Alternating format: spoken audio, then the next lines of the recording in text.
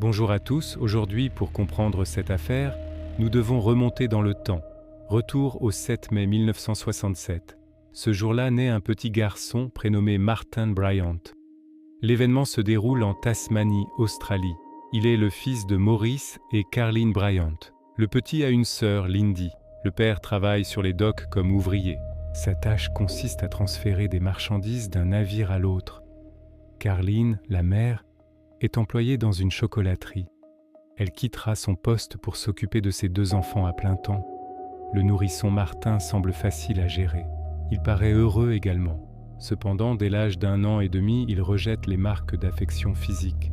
Il est très vif, très curieux. Il court, grimpe et échappe souvent à la surveillance de sa mère. Cette dernière s'inquiète par moments. Lorsque l'enfant grandit, une tendance se dessine. Martin a l'habitude de fuguer. Il s'échappe de la maison pour se réfugier dans les champs. Il y joue seul. Ce comportement devient très régulier. Il s'échappe dès qu'aucune attention ne se porte sur lui.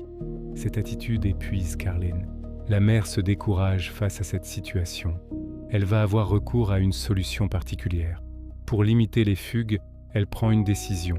Elle attache son fils au porche avec un harnais. Elle s'assure qu'il dispose de nombreux jouets pour qu'il reste occupé en permanence à l'extérieur. Cette méthode fait réagir le voisinage. Certaines personnes n'apprécient pas ce traitement. Elles comparent même l'enfant à un chien. Lorsque ces remarques parviennent à Carleen, elle se défend. Elle explique que c'est pour la sécurité de son fils. Les personnes qui critiquent ne connaissent pas Martin. Elles ignorent son comportement. L'enfant est hyperactif. Il donne du fil à retordre à ses parents. Carleen se sent apaisée quand il est attaché. 3 années s'écoulent après la naissance du garçon. Son développement mental n'a pas suivi le rythme habituel. Maurice et Carleen adoptent 2 attitudes différentes. Le père préfère que son fils se développe naturellement. Il ne souhaite imposer aucune contrainte. Il n'a aucune envie qu'un psychologue intervienne. En revanche, le père mettra des efforts dans l'accompagnement pour que l'enfant se développe au mieux. La tâche n'est pas aisée. Martin subit des intimidations à l'école. Les autres élèves jugent son comportement étrange. Lorsque des enfants rejettent un camarade, ils peuvent se montrer cruels. L'un des passe-temps favoris de Martin consiste à surprendre ses camarades. Il surgit par derrière pour leur faire peur, ce qui ne plaît guère aux autres. Les enfants réagissent négativement. Martin finit souvent en larmes. Le petit garçon continue de grandir. À l'âge de 6 ans, son comportement évolue. L'un de ses passe-temps favoris devient troublant. Il capture des animaux pour les torturer longuement. Le garçon devient de plus en plus sombre, de plus en plus violent au fond de lui.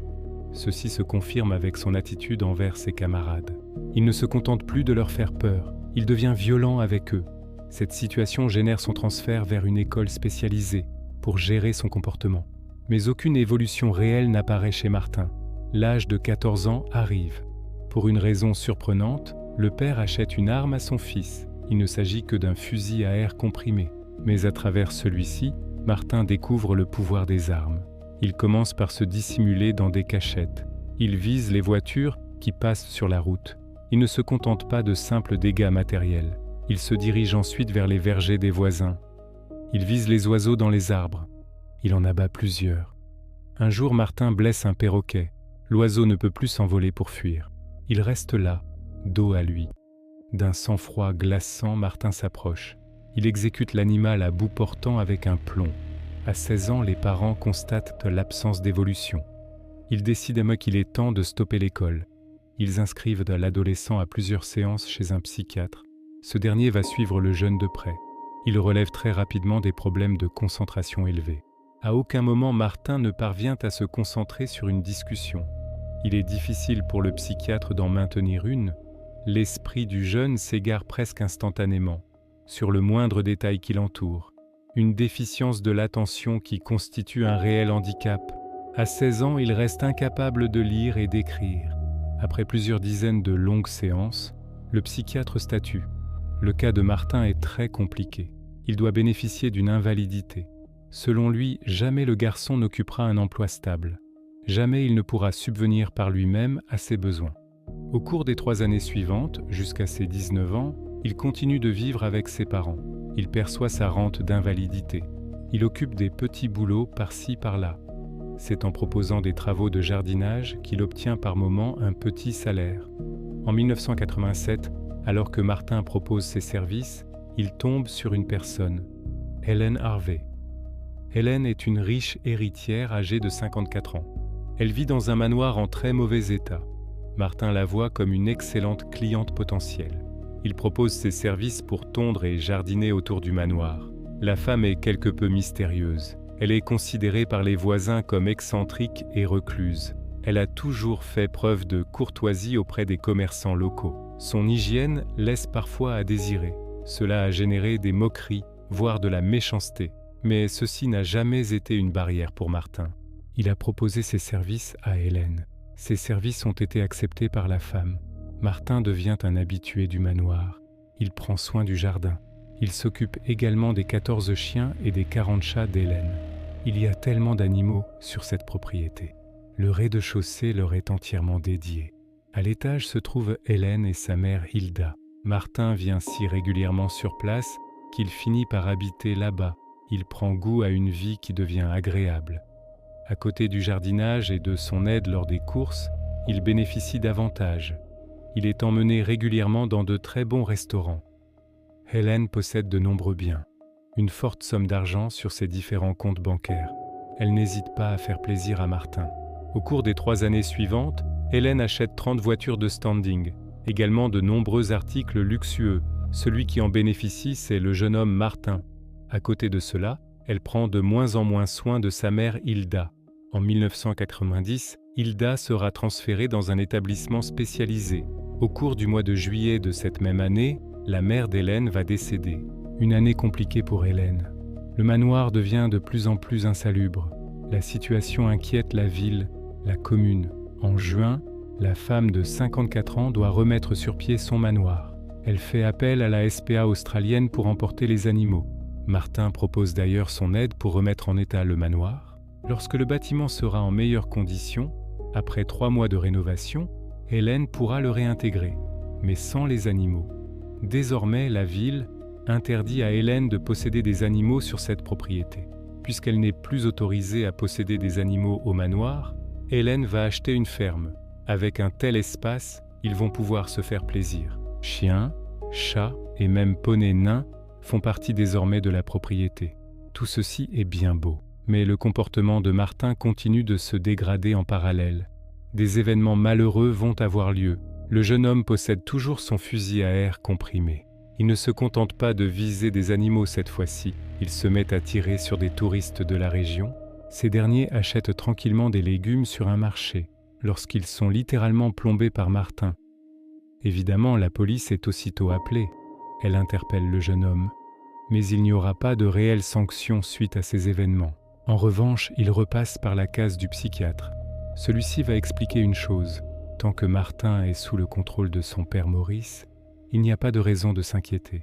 Il n'ira pas au-delà de ce qu'il a commis jusqu'à présent. Mais le père et la mère de Martin ne sont pas éternels. Il viendra un jour où ils ne seront plus là pour contrôler leur enfant. Le 20 octobre 1992, Martin, Hélène et 3 chiens de la ferme se dirigent vers un magasin pour faire quelques emplettes. Hélène conduit la voiture.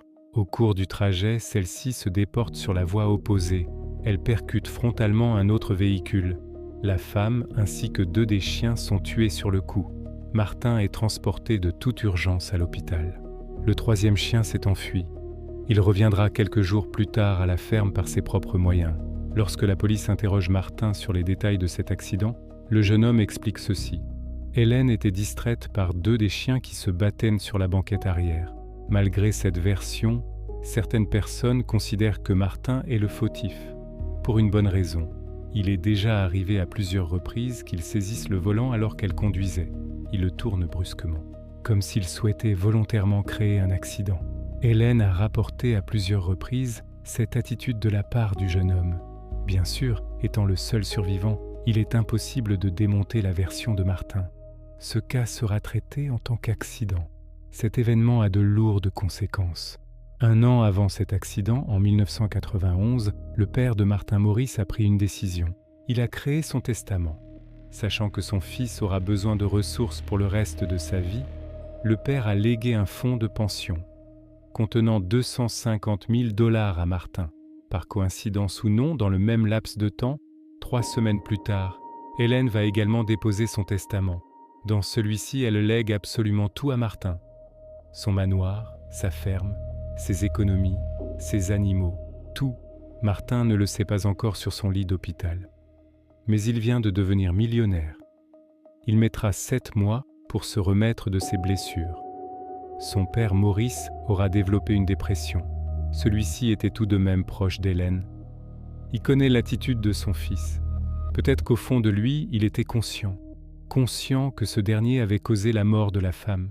Le père ira jusqu'à quitter son emploi pour continuer à prendre soin de la ferme. Il s'occupera également de la somme transmise à Martin. Il sait que son fils a des problèmes comportementaux. Il ne peut pas le laisser faire n'importe quoi, surtout avec une telle somme d'argent. Martin n'a aucune notion de l'argent. Il ne comprend pas les mathématiques, ce qui est problématique lorsqu'il y a beaucoup de fonds à gérer. Par conséquent, les parents vont mettre en place un système pour que l'héritage ne soit pas dilapidé en un claquement de doigts, pour que Martin puisse continuer à bénéficier de l'argent au cours de sa vie, jusqu'à la fin de celle-ci. En août 1993, Maurice se rend à la ferme pour l'entretenir au cours du week-end. Lorsqu'il arrive sur place, il prend le téléphone. Il appelle sa femme Carline ainsi que sa fille Lindy pour leur dire à toutes les deux qu'il les aime. Le lendemain matin, un homme se rend à la ferme lorsqu'il aperçoit sur la porte d'entrée un petit mot. Sur cette note est indiqué « Appelez la police ». Il s'agit de l'écriture de Maurice. Aussitôt, les policiers et les pompiers sont contactés par l'homme. Ils se rendent sur place. Ils se mettent à rechercher activement Maurice. Le père de Martin, pour le moment, reste introuvable. En revanche, il retrouve son véhicule. Les nouvelles vont s'aggraver. Ils retrouvent à l'intérieur de la voiture une lettre où est clairement évoqué un suicide. Par ailleurs, de fortes sommes d'argent en liquide sont retrouvées, éparpillées sur la propriété. Ce qui ne fait qu'aiguiser la curiosité des autorités. Le jeune homme est interrogé sur cette mystérieuse disparition. Il semble se désintéresser de l'affaire. Il ne participe absolument pas aux recherches. Il n'aide aucunement les enquêteurs. Le père reste introuvable.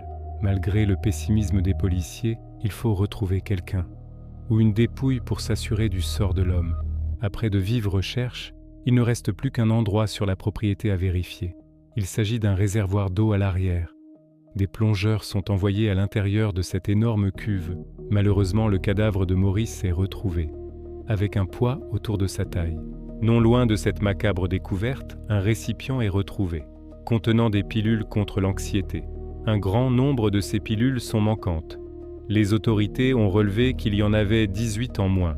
Ce qui est ressorti de la cuve, ce n'est pas seulement le corps de Maurice. Également, les cadavres de moutons se trouvaient à l'intérieur. La police est totalement confuse. Elle ne saisit pas ce qu'il s'est déroulé ici. Ils vont orienter leurs soupçons vers Martin. Après tout, le comportement de Martin est troublant. Il ne participe pas aux recherches de son propre père. Puis, lorsqu'il doit l'identifier, il n'a absolument aucune émotion. Plus étrange encore, après avoir confirmé qu'il s'agissait bien du cadavre de son père, il est retourné vers la maison en rigolant. Mais le médecin légiste, après avoir consulté le dossier médical de Maurice, a constaté ceci. Maurice souffrait de dépression. Il a conclu à un suicide. Après le résultat de ses analyses, Martin est donc mis hors de cause. Il va percevoir les 250 000 $ du fonds de pension que son père avait prévu dans le cas où il devait mourir. Désormais sans Maurice qui était le dernier pilier pour contrôler le comportement de Martin, celui-ci va totalement dévier. Cela commence avec les enfants du quartier où il vit. Il tente de se lier d'amitié avec eux. Bien entendu, ceci va échouer.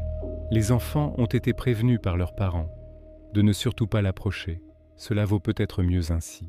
En parallèle, Martin collectionne les vidéos à caractère sexuel violent et bestial. En outre, il commence à se présenter en public avec des tenues folkloriques, comme ce jour où il se promenait en ville avec des chaussures en peau de lézard, un costume, une mallette, un chapeau de paille. Il n'y a pas seulement ces tenues qui sont folkloriques, ces mensonges aussi. Il explique à qui veut bien l'entendre qu'il est un homme d'affaires qui a réussi, alors que bien entendu, tout le monde sait qu'il a hérité de la part d'Hélène. Comme les gens du coin ne sont pas réceptifs à tout ce qu'il raconte, il décide de voyager. d'abord à l'intérieur du pays en Australie, où il fera plusieurs régions, avant de se rendre en Nouvelle-Zélande, au Japon, aux États-Unis et en Europe, dans plusieurs pays. Malgré la multitude de pays traversés, la diversité des populations rencontrées, il ne sera jamais réellement mieux accueilli ailleurs. Les meilleurs échanges qu'il aura, ce sera avec les personnes assises à côté de lui dans l'avion. Des personnes qui n'ont d'autre choix que de se montrer courtoises avec Martin, qui parle énormément. En mai, après tous ces voyages et toutes ces déceptions également, Martin considère ceci: le monde entier est contre lui. Puisque c'est ainsi, il va se venger. Le jeune homme a un plan en tête. Pour le mener à bien, il doit apprendre à conduire. Bien entendu, il ne passera jamais le permis. Il se contentera d'apprendre avec les nombreux véhicules qu'il a à sa disposition. À côté de cela, il va se constituer un réel arsenal, composé notamment de fusils semi-automatiques et de fusils de chasse. Ceci est accompagné de centaines, voire de milliers, de munitions. Mais pour transporter tout cet équipement, Martin a besoin d'un sac, un très grand sac. Au moment de cet achat, il est même accompagné de sa petite amie de l'époque, qui va le voir mesurer des sacs dans des magasins, pour s'assurer que ses armes puissent entrer à l'intérieur. Évidemment, elle n'est pas au courant du plan de Martin, ce qui nous amène au matin du 28 avril 1996. Il est 6 heures du matin lorsque le réveil de Martin se met à sonner. Le jeune homme contrôle ses armes, il charge tout dans le sac. À 9 heures, sa petite amie le quitte. Horaire au cours duquel il va déposer dans sa Volvo jaune le sac, composé des fusils et de toutes les munitions qu'il a accumulées. Il se met à conduire, à 45 minutes en direction de Port Arthur. Son premier point de chute est une petite auberge, nommée Seascape Cottage, qu'il atteint à 11h45. Ce choix n'est pas dû au hasard. Quelques années auparavant, Maurice, le père de Martin, avait tenté d'acheter ce petit commerce. Alors qu'il avait obtenu l'emprunt bancaire pour acheter le petit établissement, un autre couple s'était précipité. L'affaire lui était passée sous le nez. Ce couple, c'est David Martin ainsi que sa femme Noëlène, que tout le monde appelle Sally. Pour Martin, ces deux personnes sont responsables de la mort de son père, qui serait lié à la déception de ne jamais avoir réussi à acheter cette propriété. Martin extrait de son sac de sport un fusil AR-15. Il se dirige vers l'auberge. Il pénètre dans l'établissement. À proximité de l'entrée principale se trouve Sally. Aussitôt, elle est mitraillée par Martin.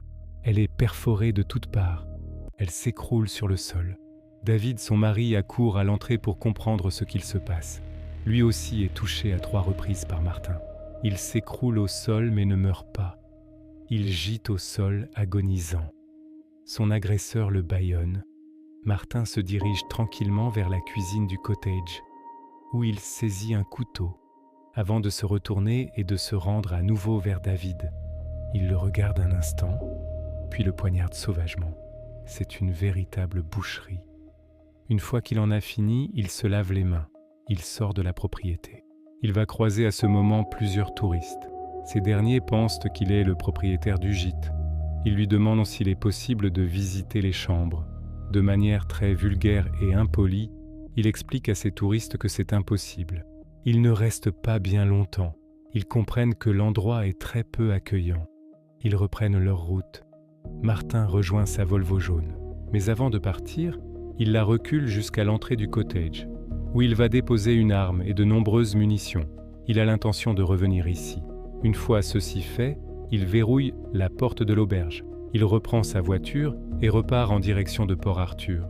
Sa destination est un endroit particulièrement populaire, apprécié des touristes qui sont très nombreux ce jour-là.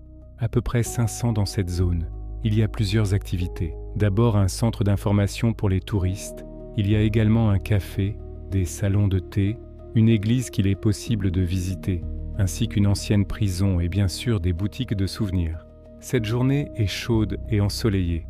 Il y a énormément de monde. Le parking est plein lorsque Martin se présente avec sa voiture, sur le parking le plus proche de la zone touristique.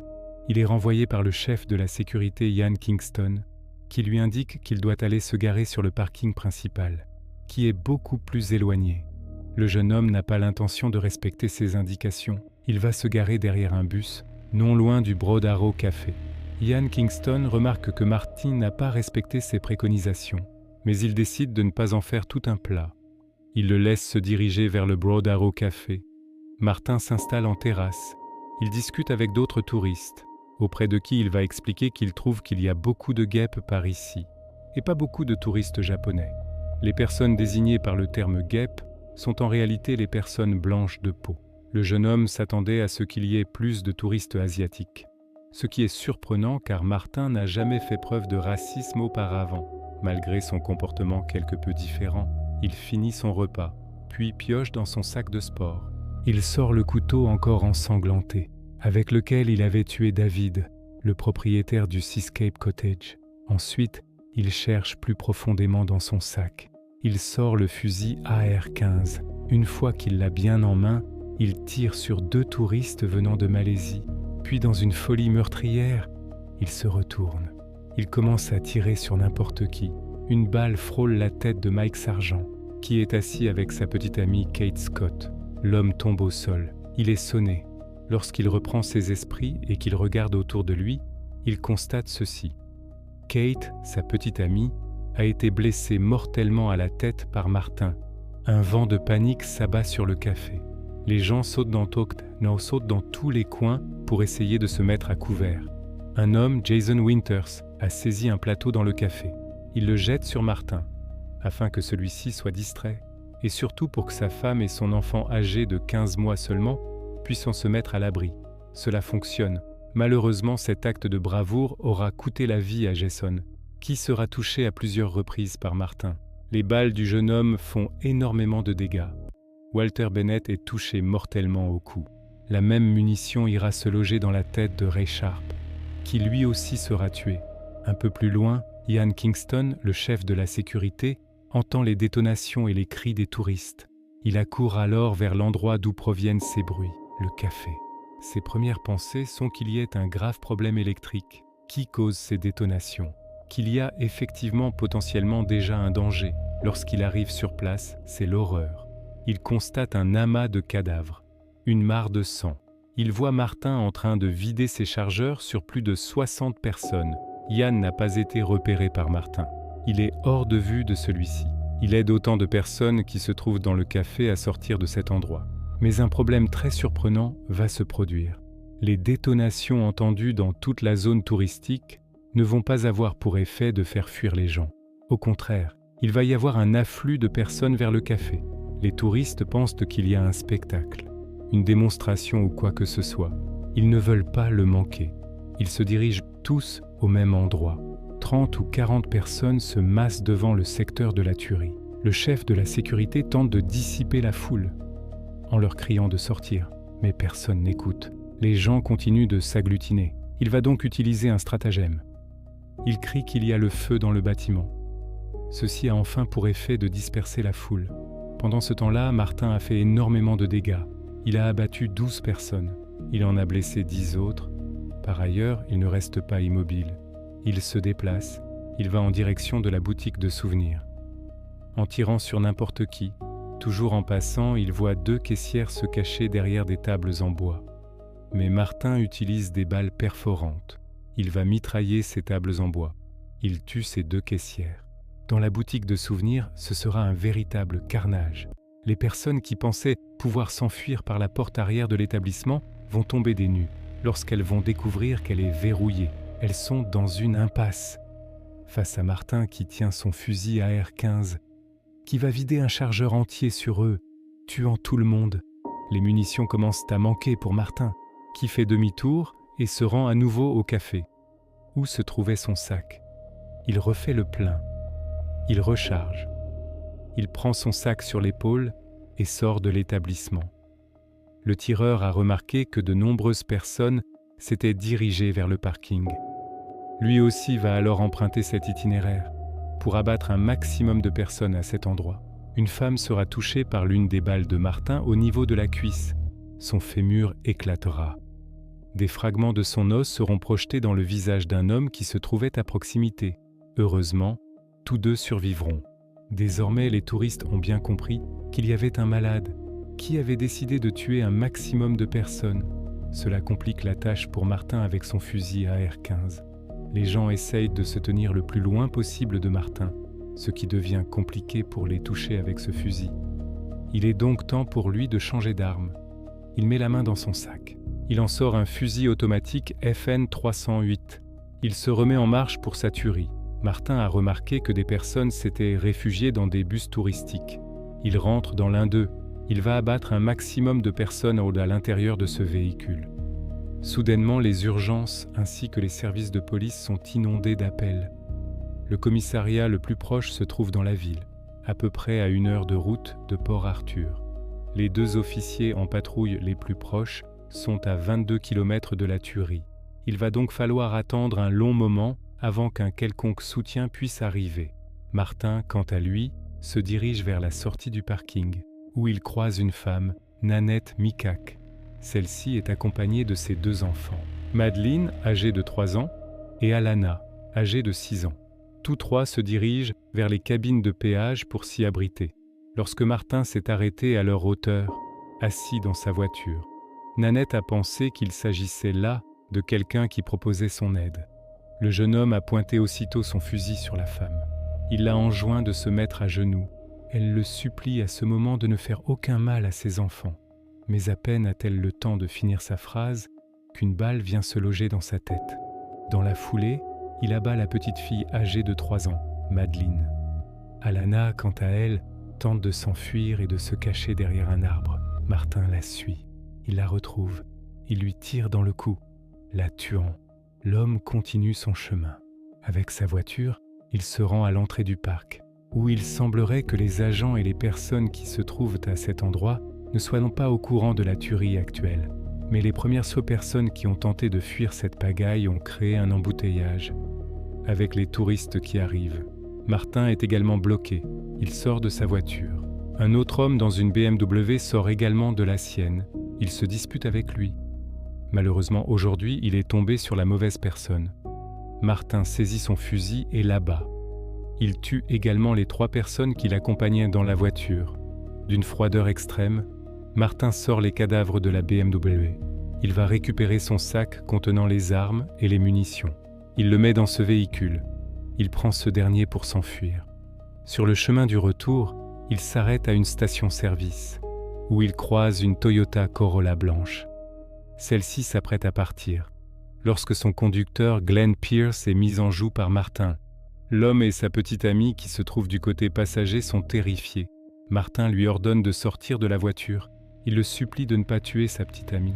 Le tueur lui indique qu'il a intérêt à obéir à tous ses ordres. Il lui indique de monter dans le coffre de la BMW, ce que Glenn fait, puis Martin ferme le coffre. Il se dirige à nouveau vers la Toyota. Zoe Hall, la petite amie de Glenn, est terrorisée. Elle voit Martin se mettre à sa hauteur. Il tire 3 fois, la tuant. En parallèle, les hôpitaux de la région sont prévenus. Ils doivent se tenir prêts. Ils vont recevoir un grand nombre d'urgences compliquées à gérer. Dans cet énorme malheur, il y a un peu de chance. Les 2 principaux hôpitaux de la région étaient en exercice, ce qui signifie qu'ils avaient un surplus d'effectifs. Alors qu'habituellement le week-end, il y a un sous-effectif. Et surtout, des chirurgiens spécialisés étaient présents en nombre, ce qui va fortement aider lorsque l'afflux de victimes va se présenter. La police aussi va bientôt arriver au niveau de Port-Arthur, avec des officiers et des unités tactiques. Seulement quelques minutes après le passage de Martin à la station-service, un agent de police s'y rend. Il trouve le pompiste ainsi que des clients cachés, en espérant que ce fou ne reviendra plus. Le propriétaire de la station indique d'ailleurs à l'agent de police quelle direction a pris Martin. Celui-ci s'en va à sa chasse. L'officier n'a pas de grande difficulté à suivre le chemin emprunté par Martin. Il peut apercevoir sur le côté de la route des personnes qui ont été visées par Martin. En suivant sa piste, il paraît évident désormais qu'il est retourné du côté du Seascape Cottage, l'auberge où il avait abattu David et Sally. Martin avait tout prévu. Cet endroit est l'endroit où il allait mener son dernier combat face aux autorités. Avant de retourner se barricader à l'intérieur du gîte, Martin décide qu'il doit faire le ménage. Sur la route qui passe devant, le moindre véhicule qui s'approche un peu trop près prend une balle. De nombreuses personnes vont être touchées. Heureusement, à cet endroit, il n'y aura pas de victimes. La route est dégagée. C'était là l'objectif de Martin. qui remonte dans la BMW avec toujours Glenn dans le coffre. Il va vers l'allée et la porte d'entrée du gîte. Une fois devant le bâtiment, il sort Glenn du coffre. Il le menotte à une rampe d'escalier. Après avoir extrait tout son matériel qui se trouvait dans le véhicule, il prend un bidon d'essence. Il met le feu à la BMW, puis il se barricade. Il attend patiemment la venue de la police. Entre-temps, une journaliste qui avait eu vent de ce carnage à Port-Arthur tente de contacter des entreprises qui se trouvent autour, pour savoir si elles ont des renseignements à lui fournir. Sans qu'elle ne le sache, elle va tomber sur Martin, qui va lui indiquer qu'il s'appelle Jimmy. La journaliste qui tente d'obtenir plus d'informations demande ce qu'il se passe. Martin explique qu'il est en train de prendre énormément de plaisir, mais qu'il va raccrocher, et que si jamais elle rappelle, il tuera son otage. Finalement, les agents de police ainsi que les unités tactiques arrivent sur le lieu du drame, à Port-Arthur. Il est 15 heures. Cela fait déjà 1h30 que Martin a quitté les lieux. Les touristes sont toujours cachés un peu partout à l'abri, craignant que le tueur soit encore sur place. Les policiers vont alors créer un espace de sécurité, faire sortir les victimes. Les ambulanciers arrivent donc en second lieu. Ils se dirigent immédiatement vers les personnes qui nécessitent des soins. Les blessés les plus graves sont transportés par avion vers les hôpitaux les plus proches, d'autres par ambulance. Ceux qui peuvent être soignés sur place le sont. Pendant ce temps, du côté de l'auberge, l'incendie qu'a déclenché Martin en brûlant la BMW a rameuté les premiers officiers. Rapidement, ceux-ci ont essuyé les premiers tirs de Martin à leur encontre. Ces derniers sont bloqués dans un fossé. Ils ne peuvent pas bouger, car s'ils bougent, Martin les a en joue. Il peut les abattre. Ils contactent donc des renforts. Ils attendent patiemment que ceux-ci arrivent depuis Port-Arthur, pour enfin mettre fin à cette tuerie. Il est quasiment 21h lorsqu'un groupe d'opérations spéciales est enfin mis en place. Il a permis aux officiers bloqués dans le fossé de sortir. Les agents sur place ne savent pas trop comment s'y prendre. Ils ne sont pas certains qu'il y ait des otages avec Martin ou non. Un négociateur est donc envoyé sur place. Terry McCarthy. Évidemment, la première chose que Terry arrive à faire, c'est prendre contact avec Martin, discuter avec lui. Il sera sacrément surpris lorsque Martin va décrocher. Il dit un bonjour comme si tout était joyeux dans ce monde. Le négociateur est abasourdi par le manque de sérieux dont fait preuve Martin. Il lui demande s'il est bien en train de parler à ce dernier. Il va répondre que non, il a affaire à Jamie Reid. Le négociateur demande à Martin si tout va bien. Celui-ci répond que tout va pour le mieux, comme pour des vacances à Hawaï. Le négociateur est complètement déstabilisé. Pourtant, Terry n'est pas nouveau dans ce domaine. Il est extrêmement expérimenté. En face de lui, Martin ne semble avoir aucune raison réelle de réaliser l'acte qu'il est en train de commettre.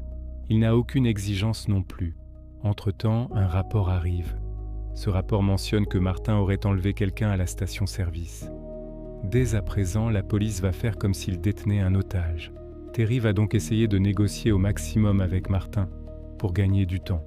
Savoir s'il y a un otage, s'il est en bonne santé.